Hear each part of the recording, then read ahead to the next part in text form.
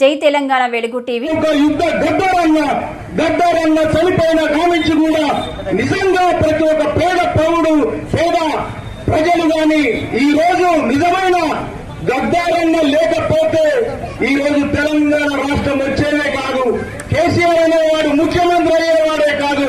నిజంగా చెప్పాలంటే గద్దరన్న ఒక నిజంగా రాజకీయ పార్టీ పెడదామని చెప్పి రాజకీయ పార్టీ కూడా రిజిస్ట్రేషన్ చేసేందుకు గద్దరన్న ఆల్రెడీ ఎలక్షన్ల కమిషన్ కూడా పెట్టుకున్నాడు.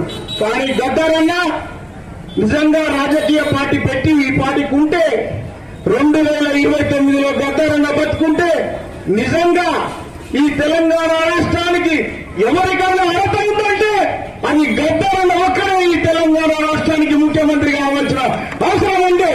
కానీ నిజమైన కొందరు ప్రజల కోసమే పుడతారు, ప్రజల కోసమే సస్తారు, ప్రజల కోసమే కన్నీళ్లు కాస్తారు, ప్రజల కోసమే ఆట పాట నా ఆట నా విప్లవం ఈ తెలంగాణ ప్రజా బడుగు బలహీన వర్గాలకు అంకితం చేస్తున్న ఎస్సీ ఎస్టీ బీసీలు మైనార్టీలు రాబోయే 2029లో ఈ తెలంగాణ రాష్ట్రం బీసీలు రాజ్యాధికారంలోకి రావాలని చెప్పి గద్దరన్న ఆంక్ష అది బలంగా కోరుకుంటూ జరిగి తీరాల్సిందే.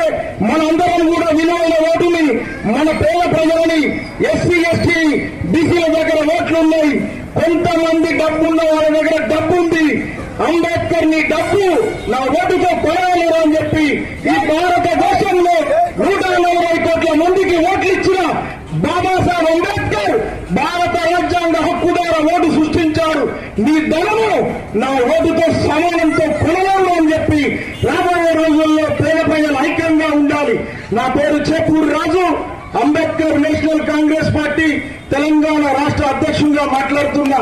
ఈ రోజు గద్దరన్నకు మరొకసారి నీల్ సలాములు, నీల్ సలాం, నీల్ సలాం, జై భీమ్, జోహార్ బాబాసాహెబ్ అంబేద్కర్. ఈ అవకాశాన్ని ఇచ్చిన అందరికీ జై భీములు, ప్రజా ఉద్యమ